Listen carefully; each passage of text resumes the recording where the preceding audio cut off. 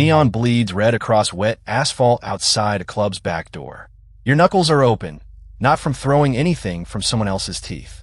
A detective stands under the street lamp across the alley, close enough to arrest you, hands staying in his coat pockets instead. He's chased your name through 3 ranks and 11 years of files that never once held up in court. Behind you, the door stops swinging. Don't look at it twice.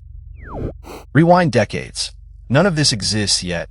Not the jacket, not the detective who knows your name and can't use it, not the door you won't look at twice.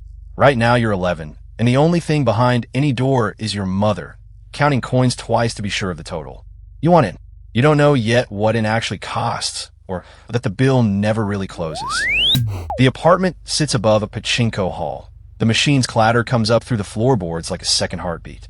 Your mother, Yumi, folds shirts at a dry cleaner 2 streets over, missing the last 2 joints of her left hand to a wringer machine nobody ever fixed. She owes the loan shark Ishii $600 by Friday, doubling weekly. You count the T10 twice. It isn't close. Ishii sends a collector instead of coming himself. A boy barely older than you, already good at this. You block the stairwell with your whole unimpressive body, and he laughs before he hits you. From the alley's mouth, an older man in a cheap goods suit watches without moving. He doesn't help. He just watches how long you stay standing. The man's name is Sato, Oyabun of a gumi 3 streets wide, nothing more. He doesn't offer money. He offers the cup, sake poured by his own hand, 3 sips, a debt owed nowhere but to the family now. Your hand doesn't shake taking it. That's the part that scares you. Ishii is paid by morning. You don't ask by whom or what it actually cost him. A cup poured is a debt that outlives you.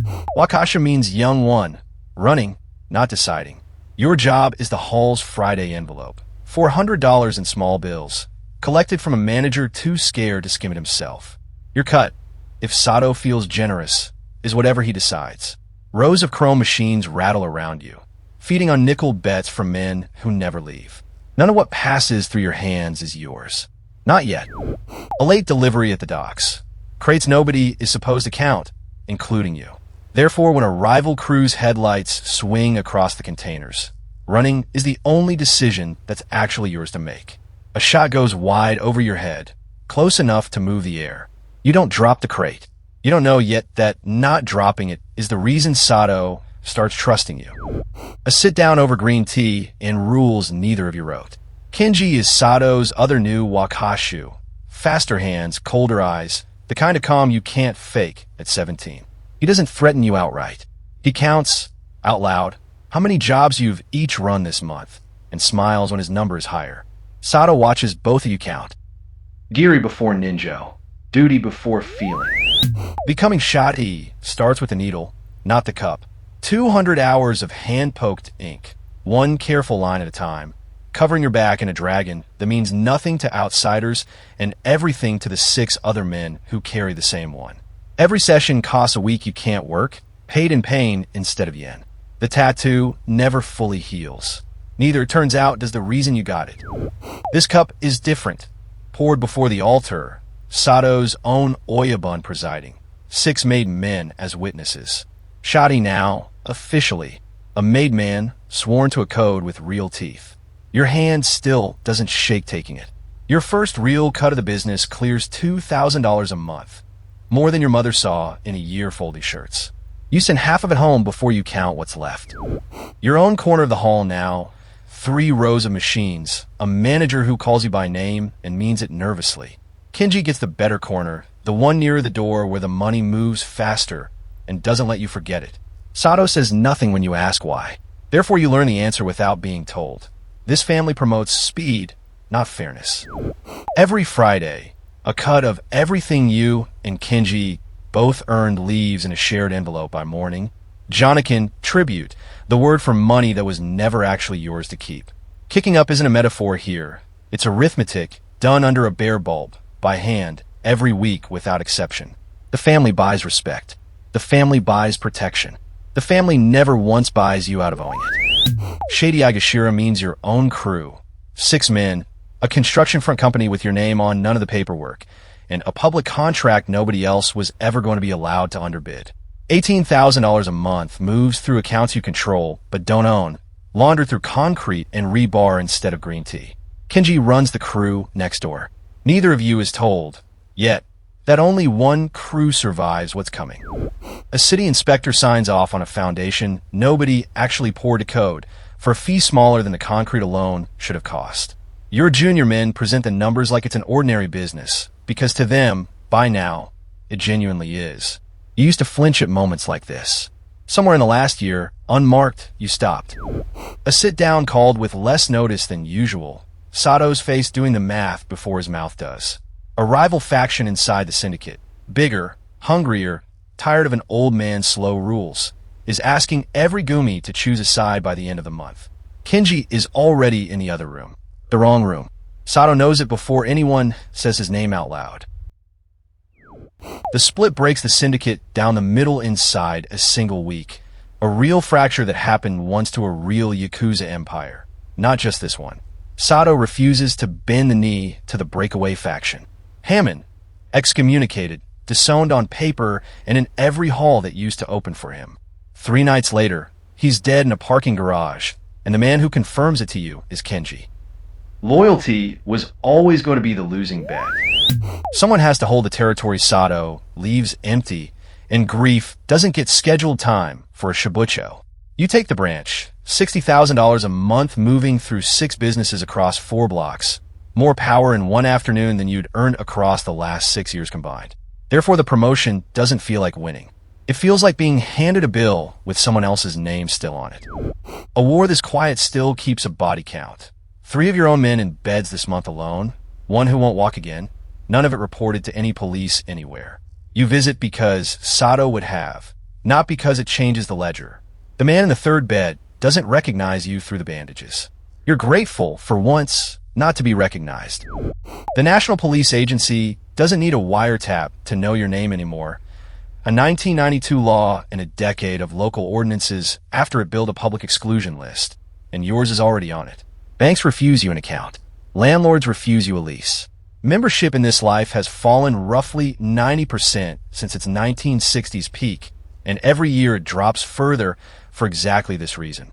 You're rising inside a world that's disappearing under you. Wakagashira, the whole family's second, Sato's old title, worn now by the boy who used to hide in a stairwell. Every Shatei-Gashira's tribute crosses your desk before anyone else's. On paper, $2.4 million a year moves through hands that are still, technically, not your own. Sato's sword hangs above a small shrine shelf in the corner. You touch neither. Some things stay exactly where the dead left them. You sign for a hotel development nobody in this city can trace back further than a shell company 3 names deep. The family's biggest legitimate front yet, worth more on paper than the entire pachinko chain that raised you. Your signature isn't your real name. Neither, most days now, is the face you wear in daylight. A council of Oyabun from every allied Gumi meets twice a year in a windowless room to divide territory the old man used to divide alone. You sit at the table now, one voice among a dozen, power that widens the moment you stop needing anyone's permission first. Kenji sits 3 seats down, running his own branch of the winning faction.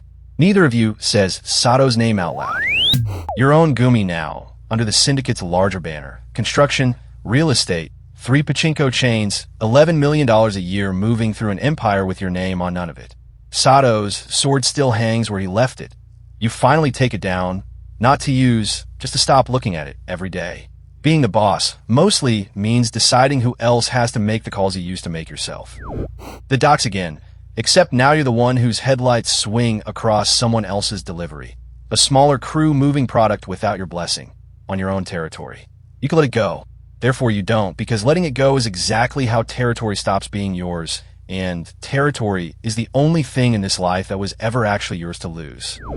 One of your men botched the hotel deal badly enough to cost the Gumi real money, real reputation.